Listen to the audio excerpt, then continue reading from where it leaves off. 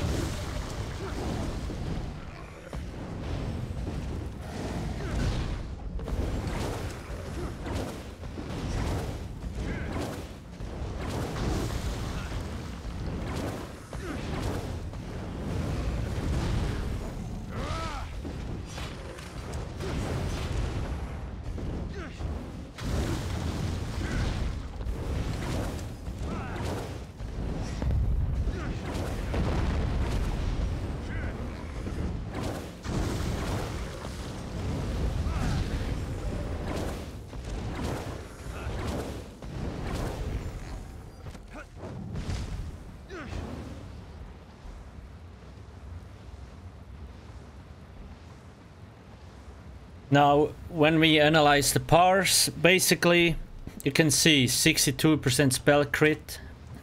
We have 62% here. And our average spell damage 3268 and our max is 3675. Why is there a difference? Because of the weapon damage enchantment, it only has about a 50% uptime. Then some other important things, burning spell weave like Magicka Dragonknight has basically the highest uptime. Other classes have around 60%. But because it has a cooldown, it is basically like it prevents you from getting more than like 65%. The next thing I want to mention is off balance. You see we have a 51% uptime. How do we get off balanced? Basically, when you look at, where is it? The Molten Whip. If you strike an enemy that is immobile or stunned, you set them off balance. And it only works every 5 seconds. So we use Rearming Trap. So the skeleton is kind of immobilized. And that's why off balance procs. And because we have 70 points in Thaumaturge here, like I explained, we get the Exploiter CP perk, which gives us 10% more damage. So that's something very important that you need to understand. Crusher enchant, because we only swap like every 16 to 18 seconds to the back bar, the Crusher enchantment uptime is very small. Now keep in mind, if you do have a Maelstrom weapon, like I don't have a Maelstrom weapon, that's why I use the blockade on the front bar. If you do have a Maelstrom weapon, you can just swap this like here. So you can have the Maelstrom stuff on the back bar and reapply the blockade of fire on it and then swap to the front bar. Now you also could use the Maelstrom stuff on the front bar, but I guess it's better to have it on the back bar. At least most people do it like this. But for me, I don't use a Maelstrom stuff, so it's better like this. If we had a Maelstrom sharpened stuff, we would get around 1.5, 2k more DPS more or less, I think. So when we look at our actual spell crit, we have 62 and overall we only had 55% crits in this specific fight. Now, why is that? First off, Grofdar cannot really crit. Sometimes it still does, because I don't know why, ask Zenimax. That's the first thing. This kinda turns down our crit. And then when we look at abilities, so the Molten Whip, it only did crit 52% of the times, although we have 62% spell crit. So we kinda have 10% like less crit than we actually should have on this. On the other hand, when you look at Blockade of Fire, 97%. That's so much more than our actual spell crit. And even like it's a dot, so it's only small ticks, and it gets to this amount. That's completely insane.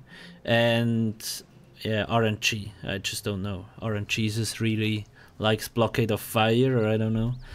Light attack, close to our actual spell critical rating. Then Burning Embers, Flames of Oblivion, kinda below, almost 10 to 9% below, which is kinda bad. Eruption, almost at the spot. So you see, we have a lot of abilities that are below our actual spell critical rating. And that's why we get this DPS. If everything would be around like 62%, we maybe would get 39k or 38k. But that's not the case in this specific parse.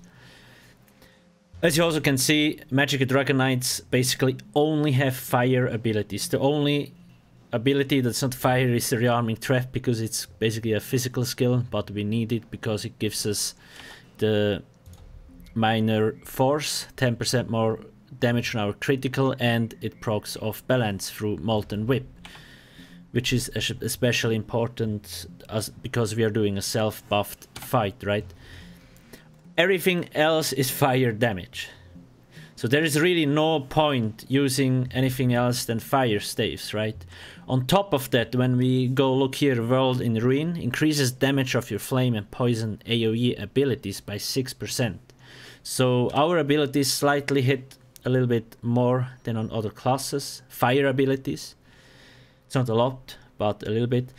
Then the next thing, like when we remember Magicka Zork, it had really specific, like the first 3 or 4 abilities were AoE damage and damage over time effects. Now here, it's kind of mixed. In the end, you could still count down together and see where most of your damage comes from, but when you look, Molten Whip is a single target ability. It gives us 21% damage over all the fight. That's so much, like 21% from one ability. Then we have Blockade of Fire, which is a damage over time effect and AoE. Light Attack, single target. Burning Embers, single target. Flames of Oblivion. I do think this is a dot, however, I'm not 100% sure.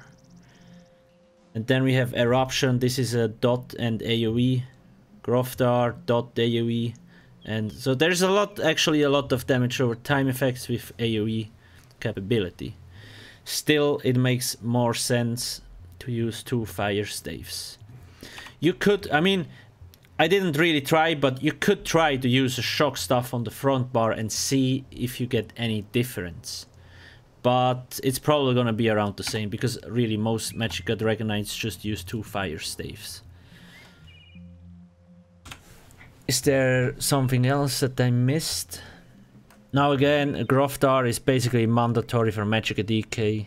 It needs to be melee to get good damage, because you have so many dots that are only applied in melee, and Grofdar gives you the most damage on top of that. That's basically it for the Magicka Dragonknight.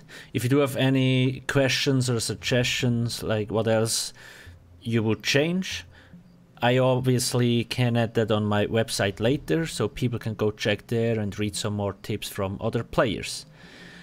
Now, I also have a Magicka Zork pet build already, if you want to go check that out. Now, that's it. Thank you for watching and have a nice day. Cheers.